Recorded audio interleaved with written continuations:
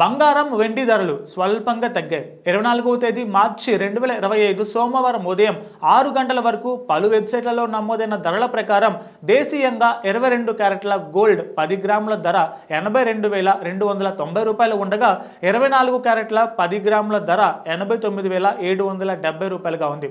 ఇక వెండి కిలో ధర 1,09,00,000 రూపాయలుగా ఉంది. బంగారం 10 గ్రాములపై 10 రూపాయల మేర, వెండి కిలోపై 100 రూపాయల మేర ధరలు తగ్గాయి. హైదరాబాద్లో 22 క్యారెట్ల బంగారం ధర 82,290 రూపాయలు, 24 క్యారెట్ల బంగారం ధర 89,700 రూపాయలుగా ఉంది.